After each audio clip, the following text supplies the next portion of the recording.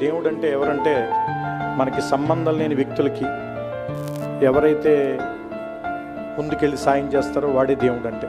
సమయానికి కనిపించి మనకి హెల్ప్ చేసి వెళ్ళిపోతూ ఉంటాడు.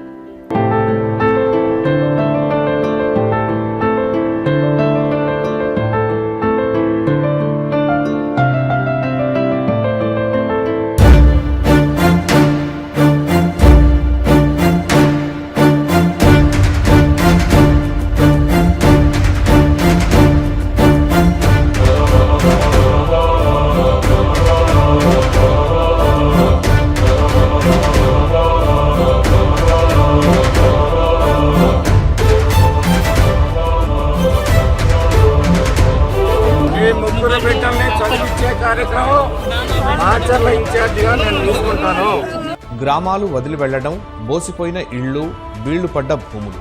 వైకాపా దాడులకు భయపడి 500కు పైగా కుటుంబాలు ఇతర ప్రాంతాల్లో తలదాచుకుంటున్నారు. రాచర్ల నియోజకవర్గంలో ఎంపీటీసీ, జడ్పీటీసీ ఎన్నికల నామినేషన్లు అధికార పక్షం దౌర్జన్యంతో ఏకగ్రీవమయ్యాయి.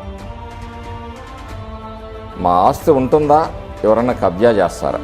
జై జగనన్నం అంటే నా భర్త జై చంద్రబాబు అన్నాడు. అందుకు కాబట్టి మేకలాగా పితెగ్గోసాడు. అది నా కొడుకు జల్లయ్య గొడ్డలతో నరికి ఆగం చేసి రామకృష్ణ తమ్ముడే చేసింది.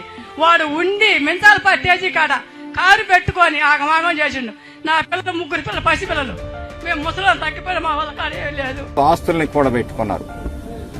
ఇప్పుడు దాంట్లోకి ప్రజల రక్త మాంసాలు మంచిగా మీకు కావాల్సి వచ్చిందా?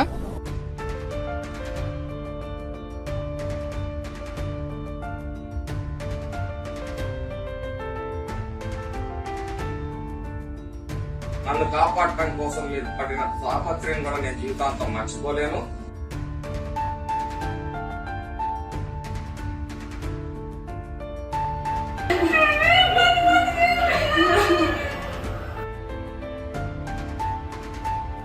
ఎన్కౌంటర్ చేస్తానంటాడు. ఈయనేమైనా ఎన్కౌంటర్ స్పెషలిస్టా?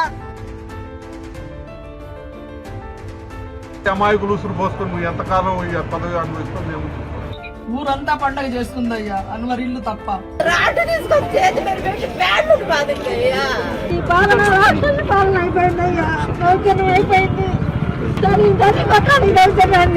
ఈ నియోజకవర్గంలో అభివృద్ధి ఏంటో చూపిస్తాను.